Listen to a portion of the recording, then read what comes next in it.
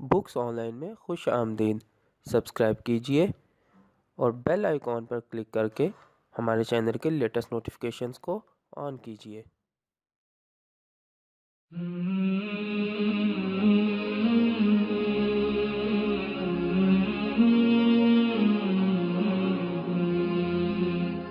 अऊज़ु बिल्लाहि मिनश शैतानिर रजीम। बिस्मिल्लाहिर्रहमानिर्रहीम। आज हम सैयद ज़ैद ज़मान हामिद की किताब हल्का यारा के 17वें हिस्से के साथ हाजिर हैं। आज हम इस किताब के जिस चैप्टर का आगाज़ करेंगे उसका नाम है मोमिन नहीं जो साहिबे लोलाक नहीं है। इस वक्त हम इस किताब के सफ़ा नंबर 147 147 पर मौजूद हैं। आइए शुरू करते हैं। आने वाले वक्त में जिस नस्ल से अल्लाह ताला को काम लेना है उसका इखलाक, किरदार और अफकार इतने हैरत अंगेज़ होंगे कि आज की दुनिया में ये सब नाकाबिले यकीन मालूम होता है। अल्लाह ताला ने इल्लामा इकबाल रहमतुल्लाह अलैह की ज़बान से इस उम्मत को नहायत ही हैरत अंगेज़ खुशखबरियाँ दी हैं। इकबाल रहमतुल्लाह अलैह ने अपना सारा कलाम इस नस्ल के लिए कहा है कि जिसको पाकिस्तान बनने के बाद आने वाली सदियों में दुनिया की अमामत मिलने वाली है। बंदे मोमिन की वो सिफ़ात बताई हैं, आने वाले वक्त की वो खूबसूरत तरीन तस्वीर दिखाई है कि जो अब मुसलमान उम्मत की तकदीर है और जिसका आगाज़ इस मदीना सानी पाकिस्तान के क़ियाम से हो चुका है। इकबाल रहमतुल्लाह अलैह एक जुर्रतमंद, पुरअसरार और दलेर वजूद की तस्वीर खींचते हैं, लेकिन साथ ही ये भी वाज़िया कर देते हैं कि ये पूरी कायनात सिर्फ इसी मोमिन जांबाज ही की मेरास है। जिस हल्के में मोमिन काम करता है, जहाँ पे इसकी जिम्मेदारी लगाई गई है, वो सिर्फ ये दुनिया ही नहीं है। आलिम है फ़क्त मोमिन जांबाज की मेरास, मोमिन नहीं जो साहिबे लोलाक नहीं है।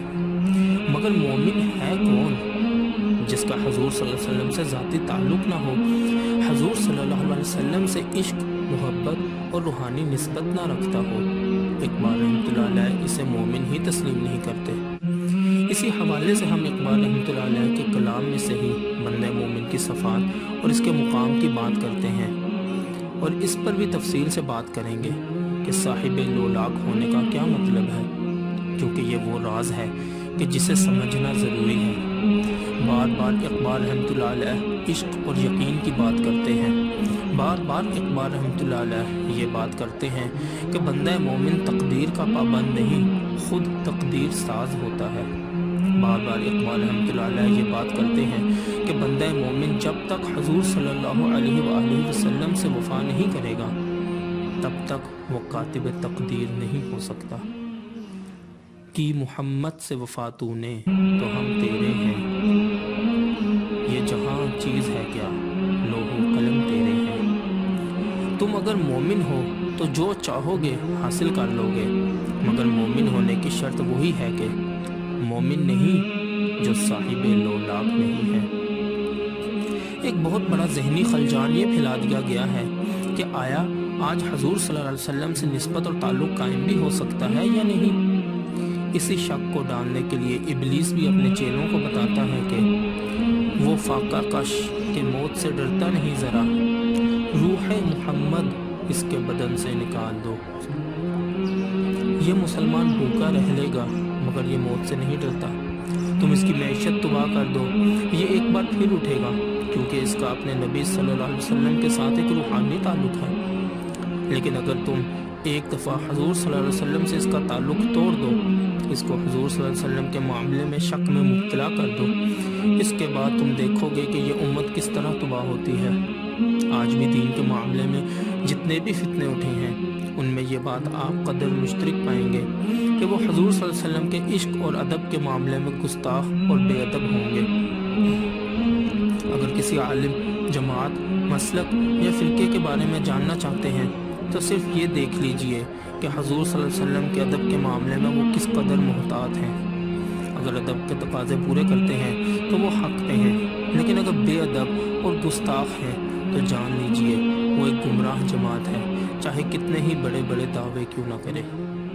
اقبال رحمۃ اللہ علیہ کا سارا کلام حیرت انگیز طور پر اسی بات پر زور دیتا ہے کہ نسبت رسول صلی اللہ علیہ وسلم قائم کرنا واجب ہے۔ ایک شعر میں فرماتے ہیں کہ اگر حضور صلی اللہ علیہ وسلم تک نہیں پہنچے ہو تو جو کچھ بھی کر رہے ہو وہ سب بو لہبی ہے۔ کوئی فرق نہیں پڑے گا کہ اگر تم حکومتیں بھی قائم کر لو، نظام قائم کر لو، بڑی بڑی سلطنتیں بنا لو، اگر رسول اللہ صلی اللہ علیہ وسلم سے تعلق نہیں تو سب بو لہبی ہے۔ اقبال رحمۃ اللہ علیہ کے کلام میں یہ خاص بات ہے کہ وہ ایک طرف تو جدید عالمی جغرافیائی سیاست کہ جس کے تحت ملک تقسیم ہو رہے ہیں، قومیں بن رہی ہیں، قوموں کا عروج و زوال ہو رہا ہے، کے حوالے سے بندہ مومن کو اس کا مقصد اور ہدف دیتے جا رہے ہیں، اور دوسری جانب بیک وقت اس کا روحانی تزکیہ بھی کرتے جا رہے ہیں، اس کو قرآن و سنت کی حکمت بھی سکھا رہے ہیں، حقیقت الہ، حقیقت محمدیہ، حقیقت انسانیہ اور زمین سے لے کر عرش تک ساری خدائی کی معرفت بھی دے رہے ہیں۔ علامہ رحمۃ اللہ علیہ کا پورا کام ایک شاہکار ہے۔ اقبال رحمۃ اللہ علیہ کی کوئی بھی ایک نظم اٹھا کر دیکھ لیجئے، یہ ممکن ہی نہیں کہ آپ کو اس میں یہ دونوں پہلو نظر نہ آئیں۔ ایک بہت خوبصورت نظم سے آغاز کرتے ہیں: اعجاز ہے کسی کا یا گردش زمانہ، ٹوٹا ہے ایشیا میں سحر فرنگیانہ۔ یہ کسی کا معجزہ ہے، جادو ہے، یا زمانے کی گردش ہے کہ جس کے تحت قوموں کا عروج و زوال ہوتا ہے، فطرت کا تقاضا ہے یا مقافات عمل ہے کہ جو کچھ آج ہم ایشیا میں دیکھ رہے ہیں کہ مغربی اقوام اپنی تمام تر قوت کے باوجود ایشیا میں شکست کھانا شروع ہو گئی ہیں اور ان کا اختیار اور قوت ٹوٹنے لگا ہے۔ اب یہ دیکھیے کہ یہ بات کب کہی جا رہی ہے۔ یہ شعر انہوں نے 1920-21 میں کہا تھا۔ کہاں ٹوٹا تھا اس وقت سحر فرنگیانہ؟ اس وقت تو پوری مسلمان دنیا غلام تھی، پورا ایشیا غلام تھا۔ اس وقت تو یہ ممکن نظر نہیں آتا تھا کہ مسلمان کبھی آزاد ہو سکیں گے۔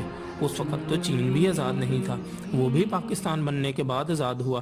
ایشیا میں سحر فرنگیانہ کہاں ٹوٹا؟ یہ کمال دیکھیے۔ اسی بات پر زور دینے کی ضرورت ہے کہ اقبال رحمۃ اللہ علیہ جو بات کرتے ہیں، جو پیش گوئی کر رہے ہیں، اس میں پیغمبرانہ بصیرت نظر آتی ہے۔ وہ یہ نہیں کہتے کہ ایسا ہو جانا چاہیے، وہ جس یقین اور مشاہدے سے بات کرتے ہیں، یہ بات انسان کو جھنجھوڑ ڈالتی ہے۔ ایک بزدل اور شکی آدمی پر اقبال رحمۃ اللہ علیہ کی بات سن کر ہی خوف طاری ہو جاتا ہے کہ یہ کس طرح ممکن ہے کہ کوئی شخص اس قدر یقین اور بے خوفی سے بات کر سکے۔ حضور حق میں اسرافیل نے میری شکایت کی، یہ بندہ وقت سے پہلے قیامت نہ کر دے برپا۔ 1930 کا خطبہ اہل آباد اٹھا کر دیکھ لیجئے۔ اس میں انہوں نے یہ نہیں کہا کہ مغرب کی ریاستوں کو الگ ہو جانا چاہیے یا وہاں ایک الگ مسلم ریاست بننی چاہیے، بلکہ انہوں نے پورے یقین اور مشاہدے سے کہا کہ میں دیکھ رہا ہوں کہ ایسا ہو رہا ہے، اور انہوں نے خوشخبری سنائی، بشارت دی۔ کریں گے اہل نظر تازہ بستیاں آباد، میری نگاہ نہیں سوئے کوفہ و بغداد۔ اللہ کے بندوں کو واقعات کے ظہور ہونے سے پہلے، سالوں پہلے، صدیوں پہلے یا دہائیوں پہلے بتا دیا جاتا ہے۔ وہ اپنے مشاہدے کی آنکھ سے دیکھ چکے ہوتے ہیں۔ ان کو معلوم ہو جاتا ہے کہ لوح محفوظ میں اللہ تعالیٰ نے کیا تقدیر لکھ دی ہے۔ یہ بات حضور صلی اللہ علیہ وسلم کی سنت سے ثابت ہے۔ حضور صلی اللہ علیہ وسلم نے قیامت تک آنے والے کئی اہم واقعات کو بیان فرمایا ہے۔ حضور صلی اللہ علیہ وسلم نے قیامت کی تمام نشانیاں پہلے سے ہی بیان فرما دی ہیں، اور اتنی تفصیل سے بیان فرمائی ہیں کہ صحابہ کرام رضی اللہ تعالیٰ عنہم کہتے تھے کہ جو یاد رہ گئی سو رہ گئی، بہت سی نشانیاں تو ہم بھول ہی گئے۔ یعنی اتنی کثرت سے آپ صلی اللہ علیہ وسلم نے یہ نشانیاں بیان فرمائی ہیں۔ حضور صلی اللہ علیہ وسلم کے سامنے اللہ تعالیٰ نے قیامت تک کے تمام واقعات رکھ دیے تھے۔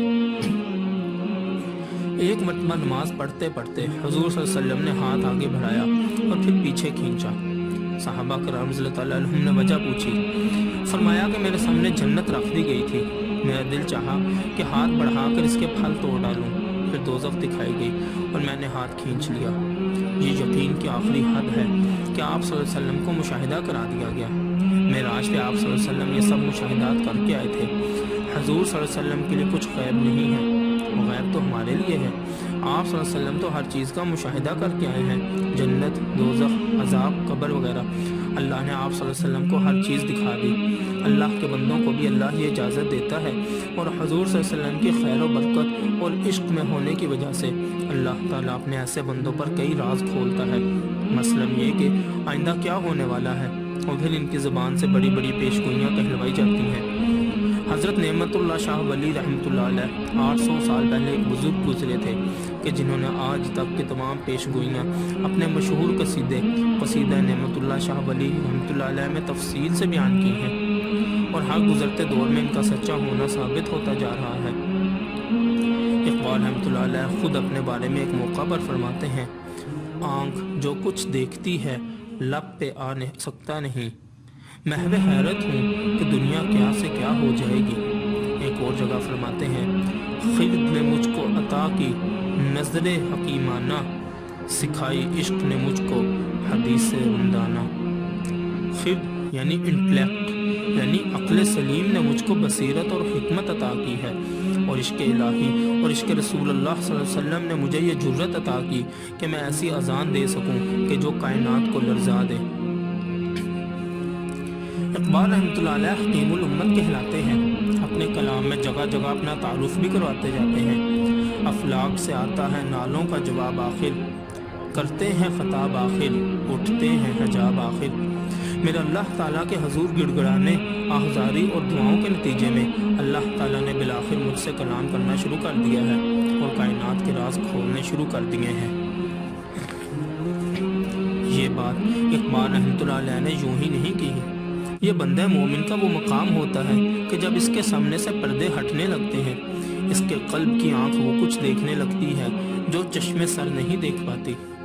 پھر وہ جو بھی بات کرتا ہے وہ سنی سنائی نہیں ہوتی، قیاس پر مبنی نہیں ہوتی، ایمان بالغیب نہیں ہوتا، بلکہ علم الیقین، عین الیقین اور حق الیقین کے درجات پر فائز ہو کر وہ اپنی اذان دیتا ہے۔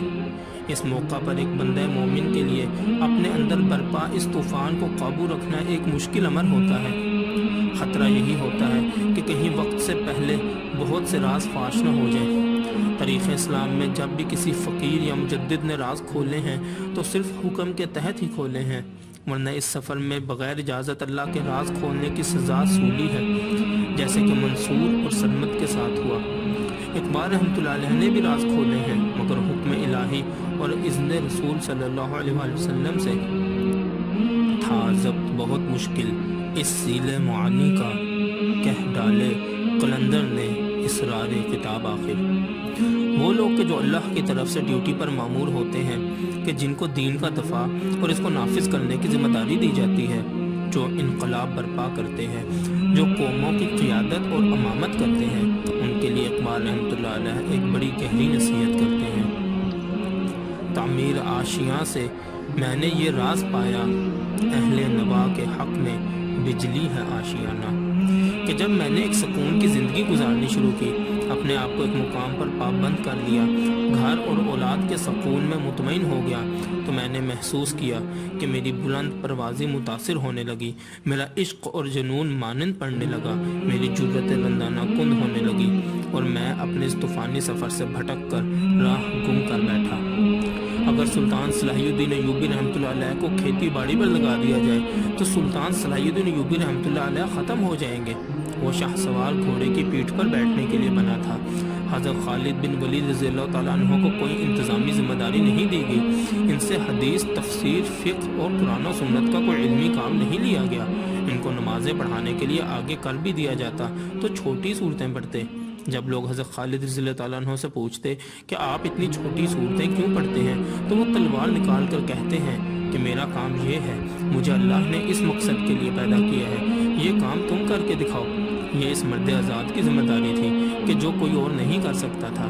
جب حضرت عمر رضی اللہ تعالیٰ عنہ نے حضرت خالد بن ولید رضی اللہ تعالیٰ عنہ کو عسکری ذمہ داریوں سے سبکدوش کر دیا تو اس کے تھوڑے ہی عرصے کے بعد حضرت خالد رضی اللہ تعالیٰ عنہ انتقال فرما گئے۔ وہ شاہ سوار میدان جنگ سے دور زندہ نہیں رہ سکتا تھا۔ اقبال رحمۃ اللہ علیہ کے نزدیک شرک صرف یہ نہیں ہے کہ انسان بتوں کی پوجا کرے، آج کے دور کا شرک یہ ہے کہ انسان اس کفر اور طاغوت کے نظام کو دیکھے بھی اور اس کے خلاف اعلان بغاوت نہ کرے۔ اقبال رحمۃ اللہ علیہ کے نزدیک جو انسان ذلت اور رسوائی قبول کر لیتا ہے، کفر کے نظام کے خلاف اعلان جنگ نہیں کرتا، زمانے سے سمجھوتا کر لیتا ہے، وہ بھی مشرک ہے۔ اقبال رحمۃ اللہ علیہ نے اپنی کتاب ضرب کلیم کے بارے میں یہ کہا تھا کہ یہ عہد حاضر کے خلاف اعلان جنگ ہے۔ آج کے دور میں یہ ممکن نہیں کہ کوئی اللہ کا بندہ ہو اور وہ ایک پرسکون زندگی گزارے، اس کے وجود میں طوفان برپا نہ ہو اور وہ اس طاغوتی نظام سے جا کر نہ ٹکرائے۔ یہ بندگی خدائی، وہ بندگی گدائی، یا بندہ خدا بن یا بندہ زمانہ، غافل نہ ہو خودی سے کر اپنی پاسبانی، شاید کسی حرم کا تو بھی ہے آستانہ۔ اقبال رحمۃ اللہ علیہ کا پورا کلام اٹھا کر دیکھ لیجئے، آپ کو وقار، عزت نفس اور غیرت کا درس دیا جا رہا ہے، اپنی عزت نفس کی حفاظت کا حکم دیا جا رہا ہے۔ ہمارے پورے دین کی حکمت ہی یہ ہے کہ ایک انسان غیرت مند، خوددار، صادق اور باحیا بنے، انسانیت کی قدر کرے، انسان کا ادب کرے۔ ہر مسلمان کا وجود بابرکت ہے، مقدس ہے، اسی لیے تو کہا گیا ہے کہ جس نے کسی ایک بے گناہ شخص کو قتل کیا، اس نے پوری انسانیت کو قتل کیا۔ انسان کو عزت دی گئی ہے۔ ایک مسلمان کی صرف جان ہی حرام نہیں کہ اللہ اور اس کے رسول اللہ صلی اللہ علیہ وسلم نے، بلکہ اس کا مال اور عزت و آبرو کو بھی حرام قرار دیا ہے۔ آپ کسی دوسرے مسلمان کا مال نہیں لوٹ سکتے، اس کا مال بھی اتنا ہی مقدس ہے کہ جتنی اس کی جان۔ اسی طرح مسلمان کی عزت بھی مقدس ہے۔ مسلمان کو گالی دینا فسق اور اس کو قتل کرنا کفر ہے۔ اس پر بہتان نہیں لگایا جا سکتا، اس کے ایمان پر حملہ نہیں کیا جا سکتا۔ ایمان پر حملہ کرنا ایسا ہی ہے کہ جیسے اسے جیتے جی مار دیا جائے۔ یہ تینوں چیزیں مقدس ہیں۔ آج اس معاشرے کا فساد دیکھیں، نہ جان محفوظ ہے، نہ عزت اور نہ ہی مال۔ اے لا الہ کے وارث، باقی نہیں ہے تجھ میں گفتار دلیرانہ، کردار قہرانہ۔ ہر وہ شخص کہ جو اللہ کے دین کو نافذ کرنے کے لیے اٹھتا ہے، اذان دیتا ہے اور کفر سے ٹکراتا ہے، اس کو اس بات کے لیے آمادہ رہنا چاہیے کہ اس کی جان، مال اور عزت پر شدید حملے کیے جائیں گے۔ اگر کوئی کفر کے نظام میں کلمہ حق بلند کرنے کا دعویٰ کرتا ہے مگر اس پر مشکلات نہیں آتی، تو سمجھ لیجئے کہ اس کا دعویٰ غلط ہے، یا راستہ غلط ہے، حکمت عملی غلط ہے، یا عقیدہ غلط ہے، اور کفر کا نظام اس سے کوئی خطرہ محسوس نہیں کرتا۔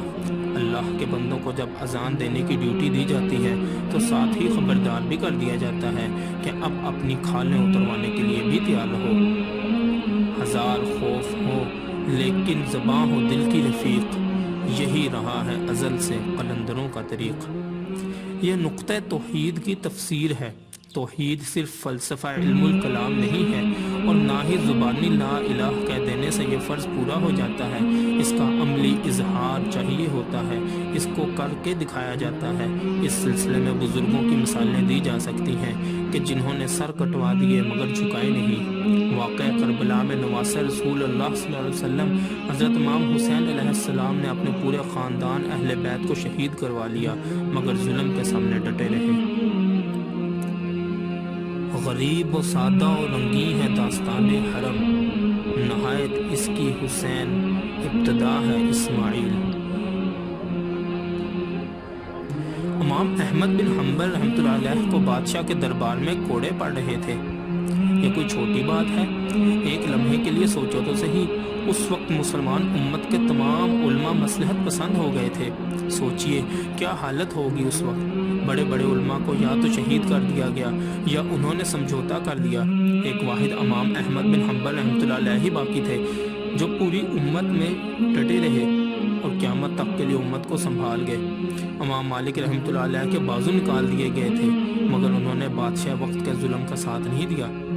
جن بزرگوں کے آپ نام سنتے ہیں ذرا ان کے حالات زندگی بھی پڑھیں۔ کسی کی زندگی پھولوں کی سیج پر نہیں گزری، سب ہی اپنے ادوار میں وقت کے بڑے بڑے فرعونوں کے سامنے سینہ تانے کھڑے رہے۔ کسی کا بھی نام لیں، احمد بن حنبل، امام ابو حنیفہ، امام شامل، شیخ عبد القادر جیلانی، بابا بلے شاہ، حضرت مجدد الفسانی، یہ لوگ اسی طرح اپنی جانوں پر کھیل جایا کرتے تھے اور اس جرت اور شجاعت کا مظاہرہ کرتے کہ آج عقلیں دنگ رہ جاتی ہیں۔ یہ امت رسول اللہ صلی اللہ علیہ وسلم کے عشاق تھے، حضور صلی اللہ علیہ وسلم سے پیار اور عشق کرنے والے تھے، کیونکہ ان کو یہ احساس ذمہ داری تھا کہ آنے والی صدیوں کا بوجھ ہمارے کندھوں پر ہے۔ وہ اس احساس ذمہ داری سے ہی کام جایا کرتے تھے۔ ایک بزرگ سے جب کہا گیا کہ میرے بیٹے کو شکر کھانے سے منع کر دے تو انہوں نے کہا 2-3 دن بعد آنا۔ 2-3 دن بعد جب بچے کو لایا گیا تو وہ بزرگ بچے کو بولے کہ بیٹا شکر نہ کھایا کرو۔ لوگوں نے کہا یہ بات تو آپ 2-3 دن پہلے بھی کہہ سکتے تھے۔ ان بزرگ نے جواب دیا کہ اس وقت میں خود شکر کھایا کرتا تھا، پہلے میں نے خود شکر کھانی چھوڑی اور اب میں اس قابل ہوں کہ اس بچے کو نصیحت کر سکوں۔ یہ لطافت، نفاست اور کردار تاثیر لے کر آتا ہے۔ اگر انسان منافق ہو، وہ بات کہے کہ جس پر خود عمل نہیں کرتا، تو اس کا سب سے بڑا المیہ یہ ہوتا ہے کہ الفاظ میں سے تاثیر نکل جاتی ہے۔ اقبال رحمۃ اللہ علیہ نے بھی اسی بات کا رونا رویا تھا۔ پیر حرم کو دیکھا ہے میں نے، کردار بے سوز گفتار واہی۔ جب امت کا زوال ہوتا ہے تو لقب بڑے ہو جاتے ہیں اور کردار چھوٹے، علماء سو کی تعداد بڑھ جاتی ہے اور علماء حق ناپید۔ قوم کی تربیت اور معاشرے کی ہدایت میں ان علماء سو کا کوئی کردار نہیں ہوتا۔ ان کی آنکھوں میں اللہ اور اس کے رسول اللہ صلی اللہ علیہ وسلم کی بات کرتے ہوئے آنسو نہیں آتے۔ ان کے پاس بیٹھ کر آپ کے دل میں اللہ اور اس کے رسول اللہ صلی اللہ علیہ وسلم کے لیے محبت نہیں بڑھتی۔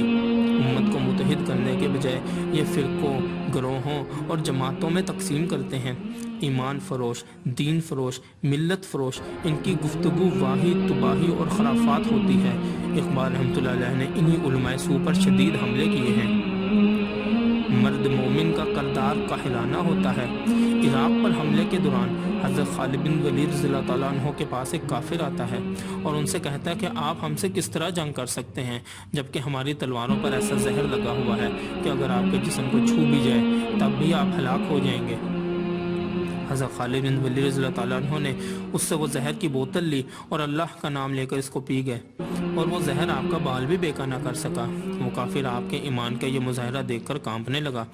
حضرت عمر رضی اللہ تعالیٰ عنہ دریائے نیل کو خط لکھتے ہیں اور وہ ان کے حکم پر دوبارہ چلنے لگتا ہے۔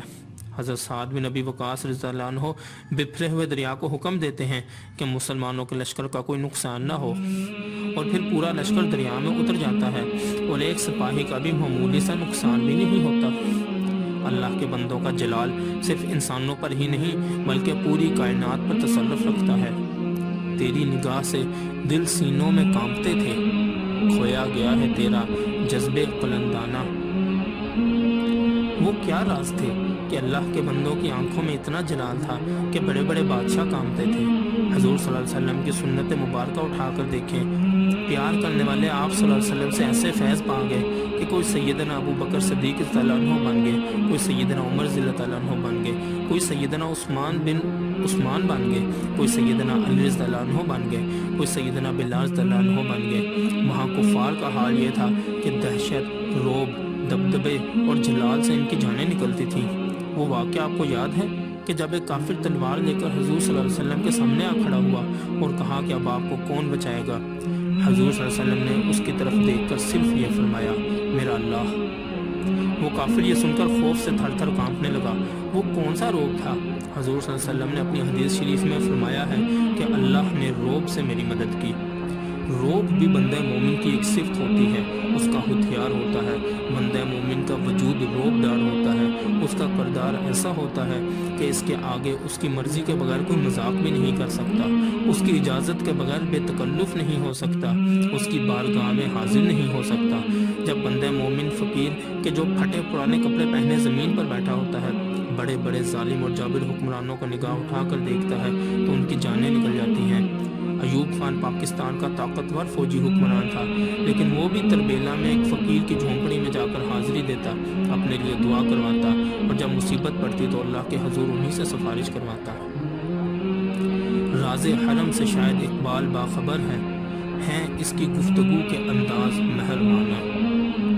جیسا کہ ہم نے کہا کہ اقبال رحمۃ اللہ علیہ جگہ جگہ اشارے کنائے میں اپنا تعارف خود کرواتے جاتے ہیں۔ اقبال رحمۃ اللہ علیہ کو صرف شاعر سمجھنے والے شدید مغالطے کا شکار ہیں۔ اقبال رحمۃ اللہ علیہ نہ صرف ایک رازدار فقیر ہیں بلکہ روحانی ڈیوٹی پر بھی مامور ہیں۔ ایک اور مقام پر اقبال رحمۃ اللہ علیہ اپنے بارے میں فرماتے ہیں کہ میں محرم رازدان خانہ ہوں، یعنی میں اندر کی ساری باتیں جانتا ہوں۔ اس وجود کے یقین اور اعتماد کا اندازہ کریں کہ جس کو معلوم ہو کہ اس کی سرکار صلی اللہ علیہ وسلم سے یاری ہے، حضور صلی اللہ علیہ وسلم کے دربار میں اس کی سنی جاتی ہے، حضور صلی اللہ علیہ وسلم اس کا انتظار فرماتے ہیں، اس کا ذکر کرتے ہیں، اس کی درخواستیں اور سلام آپ صلی اللہ علیہ وسلم کو پیش کیے جاتے ہیں، وہ حضور صلی اللہ علیہ وسلم کے دربار میں نوٹ کیا جاتا ہے، مسجد نبوی میں اس کے لیے دعائیں کی جاتی ہیں، حضور صلی اللہ علیہ وسلم کے روضہ پاک پر اس کی حاضری قبول کی جاتی ہے۔ کائنات میں اس سے بڑی کوئی اور سعادت ہو سکتی ہے؟ ایسے صاحب لولاک آج بھی ہوتے ہیں۔ اقبال رحمۃ اللہ علیہ یہ باتیں آپ لوگوں کو اس لیے بتا رہے ہیں کہ آپ میں بھی اس مقام کو حاصل کرنے کی تڑپ پیدا ہو۔ یہ قوت اور طاقت آپ کی دسترس میں ہے، آپ کی زد میں ہے، آپ کی رسائی میں ہے۔ اگر کمی ہے تو صرف یقین کی۔ اقبال رحمۃ اللہ علیہ یہی یقین آپ کو دینا چاہتے ہیں، اور جب یہ یقین ایک بندہ مومن کو حاصل ہو جائے تو پھر نظر آتی ہے اس کو اپنی منزل آسمانوں میں۔ لوگ یہ پوچھتے ہیں کہ یہ مقامات ہم کیسے حاصل کریں؟ ایک بندہ اپنے آقا کا ہمراز کیسے ہو سکتا ہے؟ اس کا جواب بھی اقبال رحمۃ اللہ علیہ دیتے ہیں، جب عشق سکھاتا ہے آداب خود اگاہی، کھلتے ہیں غلاموں پر اسرار شہنشاہی۔ جب عشق آپ کو یہ سکھاتا ہے کہ اپنے آپ کو تلاش کیسے کیا جاتا ہے، جب انسان اپنے نفس کی معرفت حاصل کر لیتا ہے، قلب کی آنکھ سے دیکھنا شروع کرتا ہے، تب ایک بندہ غلام پر بھی کائنات کا شہنشاہ اپنے راز کھولنا شروع کر دیتا ہے۔ بڑے بڑے بزرگوں کا قول ہے کہ جس نے اپنے نفس کو پہچانا، اس نے اپنے رب کو پہچانا۔ اللہ کو پہچاننے کا دروازہ اپنے نفس سے شروع ہوتا ہے۔ اقبال رحمۃ اللہ علیہ جب اس راز کو پا گئے تو پھر سب کچھ اپنے قلب میں پایا۔ جنہیں میں ڈھونڈتا تھا آسمانوں میں زمینوں میں، وہ نکلے میرے ظلمت خانہ دل کے مکینوں میں۔ قلب مومن عرش اللہ، مومن کا قلب اللہ کا عرش ہوتا ہے۔ یہ ساری باتیں جو بزرگوں نے کی ہیں، ان کی حکمت قرآن اور احادیث مبارکہ سے لی گئی ہے، لیکن یہ آداب سیکھے جاتے ہیں۔ اس کے لیے عشق کی آخری حدیں چاہیے ہوتی ہیں۔ عشق کسے کہتے ہیں؟ عاشق کی سب سے خوبصورت صفت یہ ہے کہ وہ اپنے آپ کو فنا کرنے والا ہوتا ہے۔ نامور فارسی شاعر حافظ کا ایک جملہ ہے، العشق نار فی القلوب احرقت ما سبی المحبوب۔ عشق دل میں بھڑکنے والی ایسی آگ ہے کہ جو محبوب کے سوا ہر چیز کو جلا کر راکھ کر دیتی ہے۔ انسان خود کو اللہ اور اس کے رسول اللہ صلی اللہ علیہ وسلم پر فدا کر دیتا ہے۔ عاشق اپنے محبوب کے سوا کچھ طلب نہیں کرتا۔ عاشق خواہش نہیں کرتا، محبوب کی مرضی پر ہوتا ہے۔ عاشق آتا ہی اس لیے ہے کہ بتائیں سر کب کٹوانا ہے، وہ آتا ہی اس لیے ہے کہ بتائیں جان مال عزت و آبرو کب اور کہاں قربان کرنی ہے۔ وہ قربان کر کے آتا ہے، قربان ہونے آتا ہے۔ صحابہ کرام صلی اللہ علیہ وسلم کے الفاظ سوچئے کہ جو وہ حضور صلی اللہ علیہ وسلم سے ملتے وقت کہتے تھے، فدق امی و ابی یا رسول اللہ، آپ صلی اللہ علیہ وسلم پر میرے ماں باپ قربان، یہ عاشق ہوتے ہیں۔ اس پر اقبال رحمۃ اللہ علیہ نے یہ بات کی تھی، جس کا عمل ہے بے غرض اس کی جزا کچھ اور ہے، حور و خیام سے گزر وعدہ و جام سے گزر۔ ایک عمل جنت کی لالچ میں ہوتا ہے کہ انسان کو اللہ تعالیٰ جنت دے گا، اچھی نیت ہے، ٹھیک ہے، مگر وہ ایک عام سطح ہے۔ ایک عمل اس لیے ہوتا ہے کیونکہ انسان کو دوزخ کا خوف ہوتا ہے، وہ بھی ٹھیک ہے، مگر وہ بھی عام سطح ہے۔ عاشق کی نیت یہ ہوتی ہے کہ مالک میں قربان آپ پہ، میں اللہ کے رسول اللہ صلی اللہ علیہ وسلم پہ قربان، مجھے اس کی پرواہ نہیں ہے کہ آپ مجھے کیا اجر دیتے ہیں، مجھے صرف اپنے آپ کو آپ پر فدا کرنا ہے۔ رابعہ بصری رحمۃ اللہ علیہ کے وہ مشہور واقعہ یاد کریں کہ جب وہ ایک ہاتھ میں پانی اور دوسرے میں آگ لیے جا رہی تھیں، لوگوں نے پوچھا رابعہ کدھر؟ بولی کہ اس پانی سے میں اس آگ کو بجھاؤں گی کہ جس کے خوف سے لوگ اللہ کی عبادت کرتے ہیں، اور اس آگ سے اس جنت کو جلاؤں گی کہ جس کے لالچ میں لوگ اللہ کی عبادت کرتے ہیں۔ اللہ کے بندو، اللہ کی عبادت اس کے عشق اور پیار میں کرو۔ جنت کی نیت رکھنا حرام نہیں ہے، لیکن وہ ابتدائی سطح ہے۔ جب آپ وہ مقام چاہتے ہیں کہ جہاں غلاموں پر اسرار شہنشاہی کھلنے لگتے ہیں، جب آپ کی نگاہ سے دل سینوں میں کانپنے لگتے ہیں، تو پھر اس کے تقاضے اور ہوتے ہیں، اس کا نصاب اور ہے۔ اس کے لیے ادب اور عشق کی آخری حد تک جانا پڑتا ہے۔ بے خطر کود پڑا آتش نمرود میں عشق، عقل ہے محو تماشائے لب بام ابھی۔ وہی ابراہیم علیہ السلام کہ جن کو اللہ تعالیٰ نے اتنی مشکل سے بڑھاپے میں اولاد دی، ان کو حکم ہوا کہ اس کو ریگستان میں چھوڑ کر چلے جاؤ۔ یہ انسان کی عقل میں آنے والی بات نہیں۔ پھر جب وہ بیٹا جوان ہوتا ہے تو پھر حکم ہوتا ہے کہ اب اس کو ذبح کرو۔ یعنی کوئی ایسی آزمائش نہیں تھی کہ جو اللہ نے ابراہیم علیہ السلام پر نہ ڈالی ہو۔ اس 13-14 سال کے بیٹے کی سعادت مندی دیکھیے۔ کہتے ہیں ابھی آپ کو جو حکم ہوا ہے وہ کر ڈالیے، انشاءاللہ آپ مجھے صابر پائیں گے۔ بیٹے نے یہ نہیں کہا کہ آپ علیہ السلام کو یہ کیا حکم دیا گیا ہے۔ لوگ حیران ہوتے ہیں یہ سارا سلسلہ کیسے ہوا، کس نے اسماعیل علیہ السلام کو آداب فرزندی سکھائے؟ یہ فیضان نظر تھا یا کہ مکتب کی کرامت تھی؟ سکھائے کس نے اسماعیل کو آداب فرزندی؟ اللہ تعالیٰ کو اپنے عاشقوں کی یہ ادائیں بہت پسند ہیں۔ آج آپ جو حج و عمرہ ادا کرتے ہیں تو نوٹ کیجئے کہ یہ تمام حج و عمرہ اللہ کے ایک عاشق خاندان کی اداؤں کا نام ہے۔ وہی گھر جس کی تعمیر اور طواف ابراہیم علیہ السلام نے کیا، آپ بھی اسی گھر کا طواف کرتے ہیں۔ بی بی ہاجرہ علیہ السلام اپنے بیٹے کی محبت میں صفا و مروہ کے درمیان دوڑی۔ آج وہ دوڑنا واجب ہو گیا ہے، اس لیے کہ وہاں ایک عاشق دوڑی تھی۔ عاشق کی ادائیں ضائع نہیں جاتی۔ اگر آپ صفا و مروہ کے درمیان دوڑیں گے نہیں تو عمرہ نہیں ہوگا، آپ کا حج نہیں ہوتا۔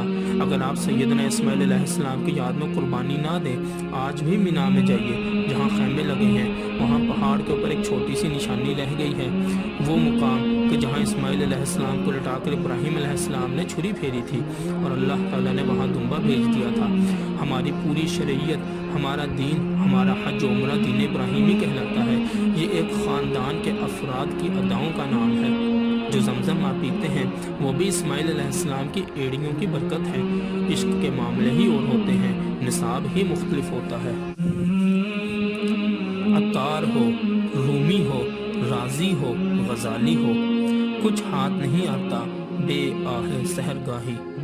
عشق کے سفر کی خواہش آسان ہے، اس پر چلنا انتہائی کٹھن۔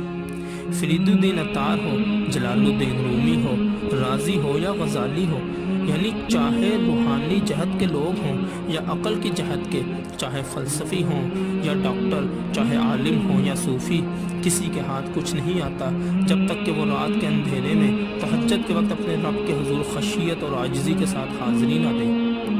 آپ کو نصاب دیا جا رہا ہے، یقین کریں اقبال رحمۃ اللہ علیہ جو کچھ بھی لکھ رہے ہیں اپنے ذاتی تجربے اور مشاہدے سے بھی لکھ رہے ہیں اور قرآن کی آیتوں کی تشریح بھی کر رہے ہیں۔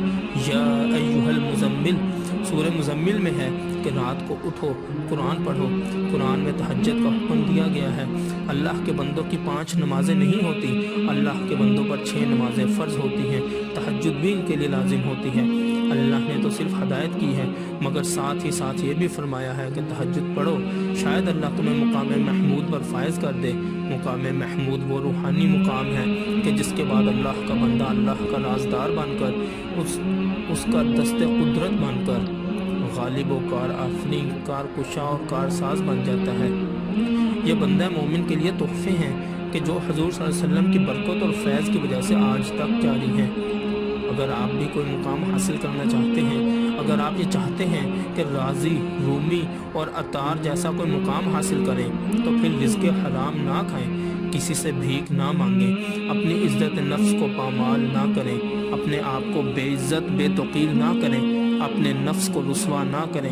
جو اپنے نفس کا احترام کرتا ہے، اپنی خودداری اور غیرت کا لحاظ کرتا ہے، پھر اللہ بھی اس کا لحاظ کرتا ہے کہ اللہ سخت غیرت والا ہے۔ دارا و سکندر سے وہ مرد فقیر اولا ہو جس کی فقیری میں بوئے اسد الہی۔ دارا و سکندر جیسے بڑے بڑے بادشاہوں سے وہ مرد فقیر بہتر ہے کہ جو پھٹے پرانے کپڑے پہن کر جھونپڑی میں بیٹھا ہے اور جس کی فقیری میں سے حضرت علی رضی اللہ تعالیٰ عنہ کے فقر کی خوشبو آتی ہے۔ اس کا مقام زیادہ ہے، اس کا جلال و جمال زیادہ ہے، اس کا کمال زیادہ ہے۔ ان بزرگوں کے واقعات آپ کو معلوم ہے؟ روزہ رکھا ہوا ہے، افطار کے وقت ایک روٹی پاس ہے، جیسے ہی اذان ہوتی ہے کوئی سوال کرنے والا آ جاتا ہے، حضرت علی رضی اللہ عنہ اس کو اپنے حصے کی روٹی دے دیتے ہیں اور خود پانی یا نمک سے روزہ افطار کرتے ہیں۔ اگلے دن پھر یہی واقعہ ہوتا ہے اور اس سے اگلے بھی۔ یہ انسان کی عقل میں آنے والی بات نہیں ہے۔ یہ کس قسم کے درویش فقیر تھے؟ آئینے جواں مردی حق گوئی و بے باکی، اللہ کے شیروں کو آتی نہیں روباہی۔ اللہ جن فقیروں سے کام لیتا ہے ان کا کردار اس بات پر گواہی ہوتا ہے کہ وہ اللہ کی طرف سے اس ڈیوٹی پر مامور کیے گئے ہیں۔ وہ صادق اور امین ہوتے ہیں، شیر اور دلیر ہوتے ہیں، خوددار اور غیرت مند ہوتے ہیں، پاک دل اور پاک باز ہوتے ہیں، اور راست گو اور راست باز ہوتے ہیں۔ کسی ایک صفت کو پکڑ لیں کہ جو بندہ مومن کی ہو، اللہ آپ کے وجود میں دیگر خصوصیات بھی پیدا کرنا شروع کر دے گا۔ حضور صلی اللہ علیہ وسلم کے پاس ایک آدمی آیا کہ میرے بہت سے گناہ ہیں، میں کس کو چھوڑوں؟ آپ صلی اللہ علیہ وسلم نے فرمایا کہ تم یوں کرو کہ صرف جھوٹ بولنا چھوڑ دو۔ اس کے بعد اس کی نمازیں بھی شروع ہو گئیں اور دیگر گناہ بھی ختم ہو گئے، کیونکہ ہر وقت یہی خیال رہتا تھا کہ حضور صلی اللہ علیہ وسلم نے فرمایا ہے کہ جھوٹ نہیں بولنا۔ کوئی پوچھے گا اور میں کہوں گا کہ ہاں میں یہ گناہ کرتا ہوں تو شرمندگی ہوگی۔ اسی شرمندگی کے خوف سے ایک ایک کر کے اس نے اپنے تمام گناہ ترک کر دیے۔ اسی طرح آپ بھی کسی ایک صفت کو اپنا لیں، جرت کو لے لیں، بے باکی کو لے لیں، غنا کو لے لیں، سخاوت کو لے لیں، سچائی کو لے لیں، رزق حلال کو لے لیں اور پھر اس کا حق ادا کریں۔ آج کے دور میں اگر کسی ایک صفت پر بھی سچائی سے عمل کریں گے تو ایسے ہی محسوس ہوگا جیسے انگاروں کو ہاتھ میں پکڑا ہوا ہو۔ اللہ اور اس کے رسول اللہ صلی اللہ علیہ وسلم کردار کی بلندی اور اعلیٰ اخلاق کی انتہائی قدر کرتے ہیں، چاہے کافروں میں ہی کیوں نہ ہو۔ حاتم طائی اپنی سخاوت کی وجہ سے مشہور تھے، مگر ایمان لانے سے پہلے ہی انتقال کر گئے۔ ان کی بیٹی حضور صلی اللہ علیہ وسلم کے پاس تشریف لائیں۔ حضور صلی اللہ علیہ وسلم نے ان کی بیٹی کو بہت عزت دی اور حاتم طائی کی بہت تعریف فرمائی اور فرمایا کہ تمہارے باپ میں مومنوں کی صفات تھیں۔ اللہ تعالیٰ کو غیرت مند لوگ پسند ہیں، جرت کردار پسند ہے، بے غیرتوں اور بے شرموں کو اللہ پسند نہیں کرتا۔ کوئی بھی ایک صفت اپنے اندر ایسی پیدا کر لے کہ دنیا مثال دے کر کہے کہ اگر جرت، دلیری یا سچائی کی مثال دیکھنی ہے تو اس وجود کو دیکھ لو، یقیناً اللہ آپ کو اپنی ذمہ داری کے لیے چن لے گا۔ حضور صلی اللہ علیہ وسلم کو نبوت کی ذمہ داری بعد میں دی گئی ہے، آپ صلی اللہ علیہ وسلم صادق اور امین پہلے کہلاتے تھے۔ اللہ کی سنت کبھی تبدیل نہیں ہوتی۔ اگر آج آپ یہ چاہتے ہیں کہ اللہ آپ کو اس دین کے عروج کا ذریعہ بنائے تو پہلے اپنے کردار کو عروج دیں، اللہ آپ کو چن لے گا۔ باقی انشاءاللہ اگلی ویڈیو میں۔ جزاک اللہ خیر۔